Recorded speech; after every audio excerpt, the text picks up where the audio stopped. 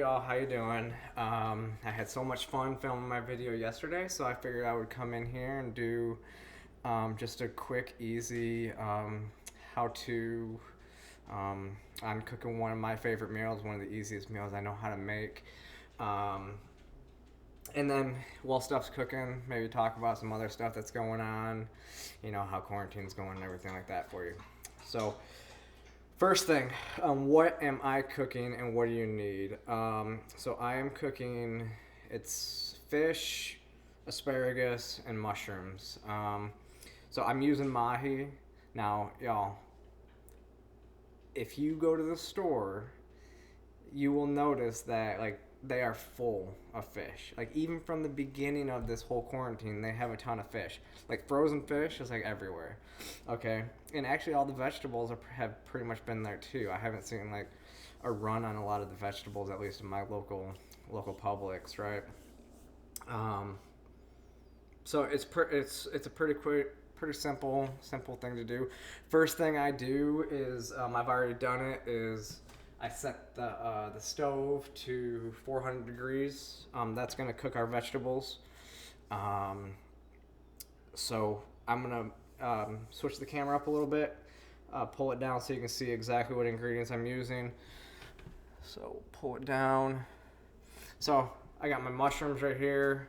Obviously, you see the asparagus right here, and then this is the fish. Now, I usually, I make this with all different types of fish. Usually, I use tilapia, but today I'm doing mahi, just because they had so much at the store. I decided to try that. I also have some swordfish that I haven't tried out yet, so we'll see. And then you also have to have your alcohol, because, I mean, that's for drinking, though.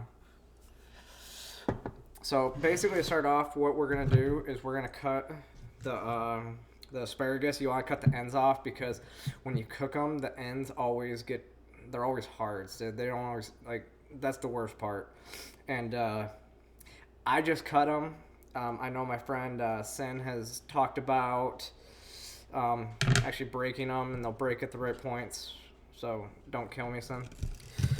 But I just cut them off a little bit towards the end. You know, and so just take some of them off, cut the ends so they look nice, and I mean, you don't even really have to look at them. And then with the mushrooms, you just open them up, and they're ready to go, like, right out of the package. So I'll move this up. So now all I do is take them, I put them in a pan to go in the oven, right? Kind of even them out. I'll just kind of space them out a little bit. And then do the same with the mushrooms. As many mushrooms as you want to cook, you just kind of just toss them on a pan.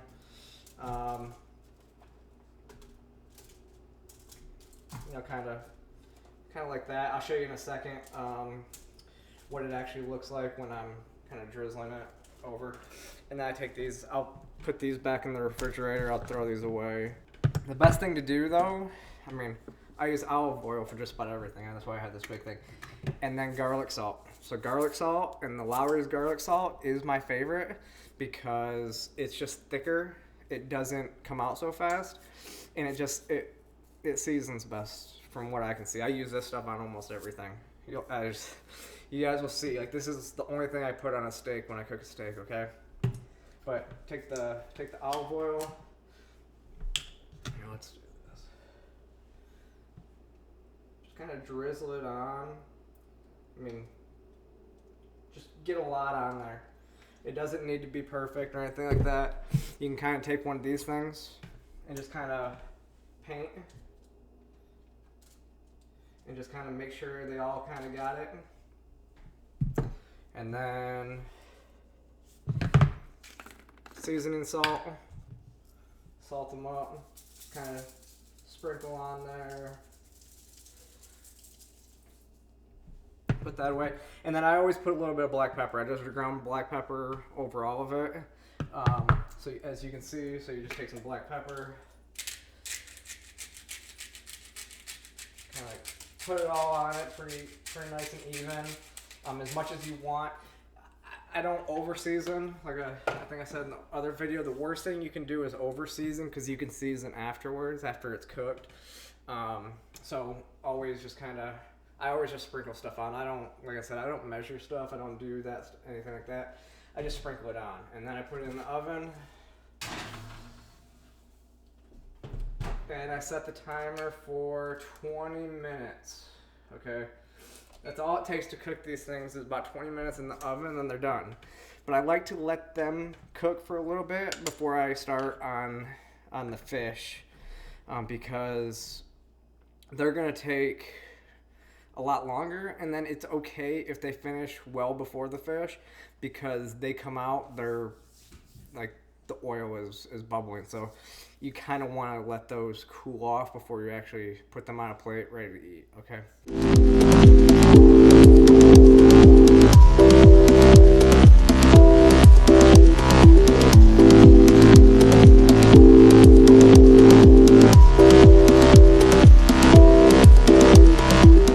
Okay, now that's only been cooking for about 5 minutes, which is okay, which is good. So what I was going to start doing right now is preparing the fish, right? So the first thing I'm going to do, olive oil again, is put it in the pan, and put a generous amount, because really you don't want the fish to stick to the bottom, and that's really what the olive oil is doing. I guess it's cooking some flavor and stuff into it, but really that's what I think the olive oil is doing. That's what I use it for mostly, is so it doesn't stick. So the more you put in there, the more it's not going to stick. I mean, the type of pan you use doesn't matter. I actually just got these stainless. As you can see, I kind of just leave my pots and pans, but I have a lot of the non-stick. I've been yelled at before from friends because I use steel spatulas and stuff on the non-stick, but I mean, they don't do that, but the problem is with some of those, I don't have the good other spatulas, so I just use what I have, right? So you do that, and so now I'll show you. So this is what my all my seasonings. So I like to use a lot of the McCormick's or the Weber Grill Master stuff. So for this one, I'm actually going to use one of my favorite from the Weber's brand on this. It's the New Orleans Cajun seasoning. Big fan of Cajun food, and it goes really good with fish. I mean, it's got a thing of fish like right on it. The other one I like to use for fish is the Grill Master Mesquite. This tastes really good on a lot of fish as well. But today I'm going to use some of this. So really, you're gonna come down here and you're just gonna put it on. I mean, I season these things up a lot, right? Rub it in a little bit, make sure it gets a little bit, get it all on there, so you get it nice looking like that. Flip it over, season it up a little bit more, and so now this is ready to go on. I'm gonna wash my hands real quick.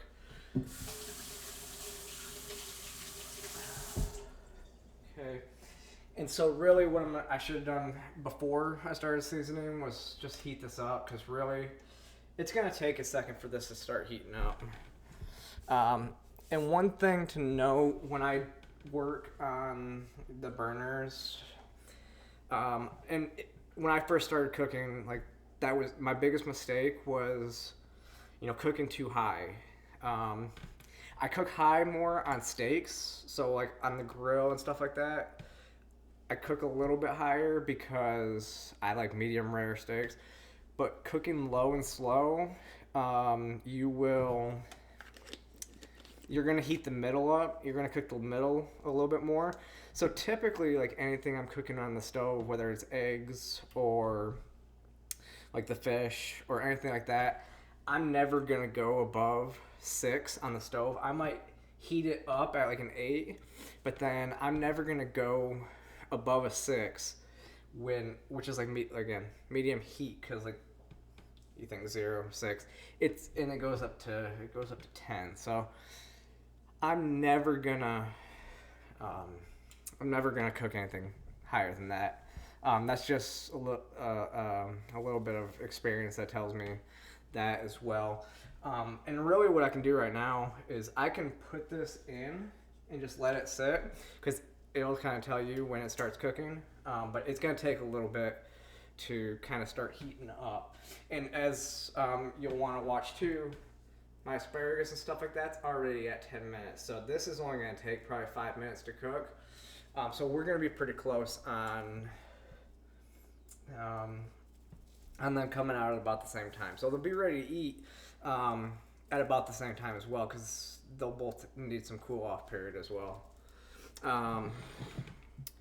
So while we wait though, let's talk a little bit. First, if you are wondering what I'm drinking, I'm drinking Blake's hard cider triple jam from Michigan. It's probably my favorite drink right now. It is a local place in Michigan. We just got it here in Georgia. It's just a nice drink to have. Cooking, nice warm days out. I love it. So I didn't even try it until I was up in Michigan over Christmas last year. And we went out to the cidery, and it's really it's good. Oh, and this is already starting to kind of heat up, so you can hear it kind of cooking a little bit. And we're just gonna let it sit and simmer for, like I said, we're gonna go on each side probably, a few minutes. I go by looks. I don't really go by time. So you just gotta see what actually looks right. And right now, as you can see, I'm actually at like a 4.5.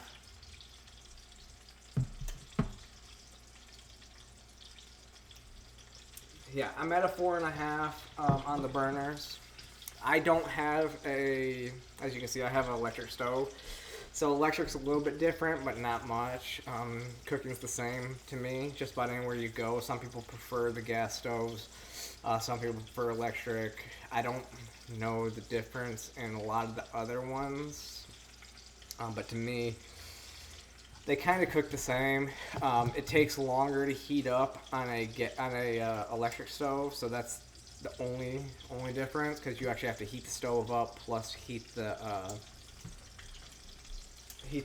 pan up. So I kind of wanted to bring this up and kind of talk a little bit as well. So my shirt is from SteubensLtd.com. So is the hat. I got new hats with the American flag logos on them. All the profits from this are going to local food banks right now. And 10% of everything else on the website's going to local food banks. So go, please check them out. Please check out my site. Support. Everything that we do goes towards charity all year round. No matter what. At least 10% is always going to charity. But let's talk about kind of coronavirus stuff. So the big thing right now, I know a lot of people are looking at and seeing, is these lockdown orders, right? So what we have to remember about lockdown orders is they're unconstitutional. And I'll be the first to admit, at the beginning of this kind of, the breakout, I guess back in March, God, it's been so long. It seems, we've all been kind of cooped up. But kind of when it broke out, I was not the most, I probably wasn't as serious about it as I should have been. And I'm the first to admit that. But still, what we're seeing right now with governments and across the country with state governments and federal governments is they're continuing to circumvent the Constitution. Right now, the Congress is getting ready to vote again unconstitutionally without an actual vote. Representative Massey had stopped last time, or he didn't actually even stop it. They still went through without even, taking a vote. They're not even allowing, congressmen to make the vote from, online, which is sad because the Constitution, Article 1, Section 5, Clause 1 of the Constitution says that there has to be a quorum in order to do business in Congress, and they're not even taking a vote. So I think that's one area we need to stand up for the Constitution. Let me check on these real quick. So, as you can see, it's starting to white around here. And so I'm going to kind of lift it up, and it's starting to flake, so it's ready to flip already. See, it's only been 5 minutes, so, and you can see how nice that is on the other side. And it's just getting ready, and then it's just letting it sit for a little bit longer. But the biggest thing, and back to what we're talking about, the biggest thing that we need to remember too is they can't fine you for being out of your house. The First Amendment to the Constitution says we have a right to peaceably assemble, right? And I know people have argued with me, like, why would you even worry about that in a time like this? Because this is the time that we should be worrying about it. If they can take our rights and freedoms now, they will never give them back. They're doing stuff that doesn't even align with the Constitution. And we have a right to peacefully assemble. We have a right to leave our houses. They can't fine us for doing that. So I'm not saying that it's a good idea to kind of go out and do this stuff because they can't do it. Because then you'll be in a long legal battle, but we need to understand what your actual rights are. If you're going to the grocery store and they decide to arrest you for going to the grocery store, they can't do that. They can't arrest you for going to a park. It's completely unconstitutional under the First Amendment. Because the Constitution is laid out in the way it is, the states need to, or the government in general needs to ratify the amend the Constitution, right? Under Article 5, Section 1 of the Constitution, it explains how they have to do that. They haven't done that yet, and I think it would be a bad move for them to do in the future because an emergency declaration does not circumvent the Constitution of the United States. So what they are doing is not legal, it's not right, it's not fair. And second, along those same lines, they're spending tons of money without any votes. Again, that's not right, that's not legal, that's not fair. They need to have, follow constitutional guidelines. And like the last thing that and now they're starting to even say, oh, the federal government should, make everybody vote in November via absentee ballot. Well, again, that's not how the Constitution works. The Constitution is set up so that the states run their own individual elections. See, that's where I think part of our country has kind of gone wrong, is that we put so much power on the federal government when really the states should have more power. Sorry, the dog's playing. Stop. The states have more of the power, and they have more of that responsibility. Because with our representative government, we don't... Hey! Take it outside. With our representative government...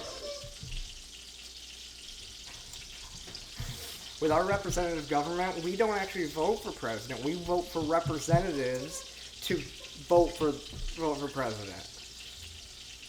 And that's the way that it's set up. That's why we have an electoral college. Each state sets their election rules. We elect representatives to fill those electoral seats, and then they vote for president. And that's what's even worse about like these, national, like these states that want to give away their votes essentially to the national popular vote, they are essentially rendering their states useless. Pull these out real quick.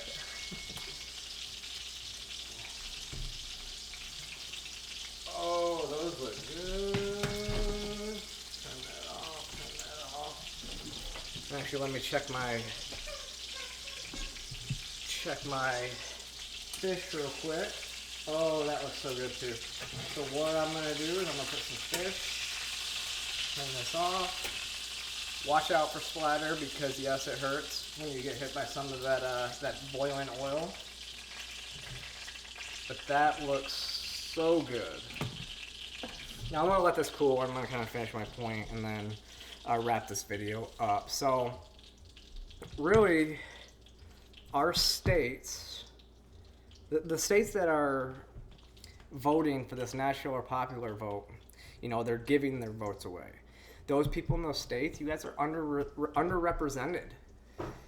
You vote, but you're voting for a national popular vote, and it's still not even guaranteed when your state can do kind of however they want. If you want to have a state popular vote, that's what we basically have. But if you want to break it up to where, say, Trump wins 50% and Biden wins 50%, and you have 12 electoral votes, and you want to give 6 to each, that's fine too. That's up to your state. They don't have to vote exactly along, you know, the lines, but it's also based on your state's constitution and how your guys' voting process is set up.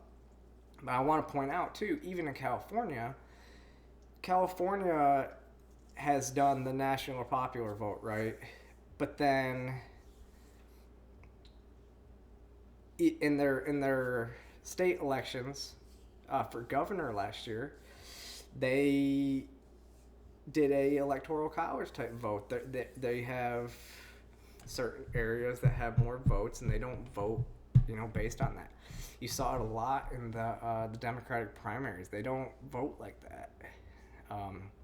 It's kind of interesting the way that government's portraying it. Now, if you want to hear kind of more on what my thoughts are on this and my views, I did write an article on 934 that just kind of mentioning how right now, you know, all these big government programs are conditioning the American public into accepting socialism as a whole. It's happening. We see it happening. In my opinion, for some reason, it's always under Republican presidents that we see the biggest growth in government, which is kind of odd to me as well. And if you're in Georgia or not even in Georgia, please go support Senate candidate Shane Hazel. He's running for Senator Purdue's seat in the state of Georgia. He has a lot of great views. I think he will stand up with people like Representative Massey and Rand Paul and more libertarians. I think he would even stand up with people like Tulsi Gabbard, who in my opinion is more of a Chomsky style libertarian, because she's more of an isolationist, you know, agrees with Knapp and everything like that. She understands, you know, how to run the country. And I don't think I would have voted for her in the general election, but I did support her. She's a great representative, in my opinion. She is probably the person that is, you know, probably one of the refreshing faces, I would say, on the Democratic Party who has you know, she sticks to her values, and I think that's the biggest thing. Like, if we stick to our values, then, you know, you can't go wrong. Like, I vote based on my values. I don't vote because of the collective knowledge or anything like that. If that candidate doesn't appease me, I'm not going to vote for them. And I think that's part of the problem that we have in this country right now. And we've seen it even with Bernie supporters. Bernie supporters, come on over. Actually, I don't want you over because I don't agree with a lot of what you guys say, but I think you guys are principled.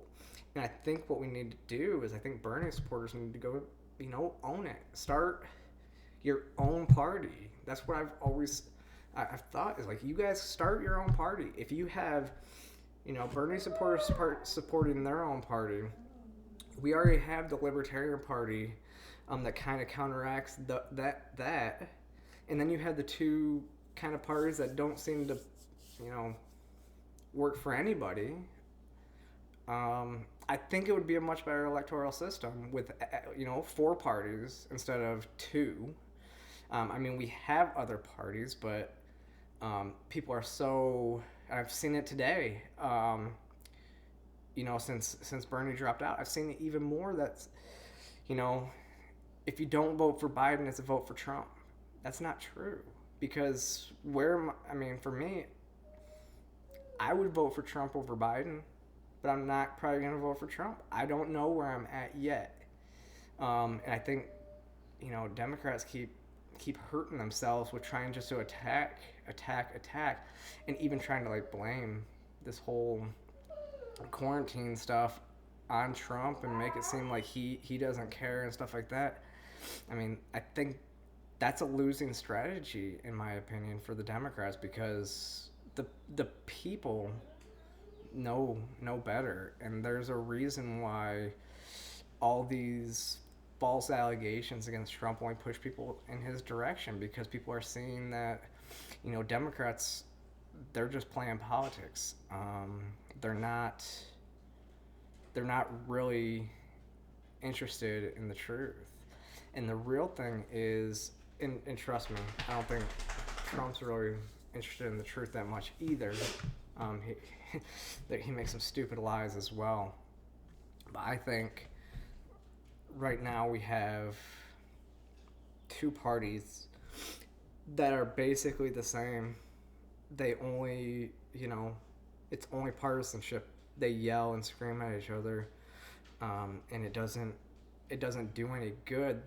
Both grow government, and take our liberties, and I think that's where we need to stand up against the 2-party system.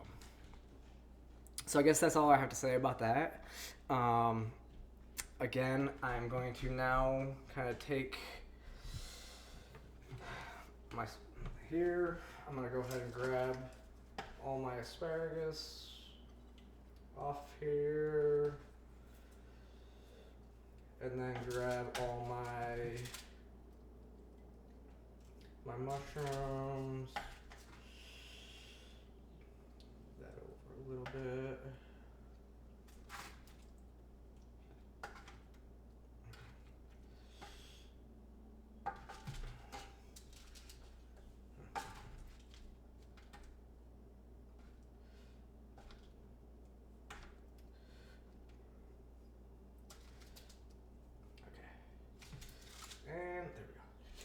And then after I log off on this, I'll probably add some tartar sauce, because I do like tartar sauce, but kind of here is what it looks like. I'll take a picture, kind of post it again.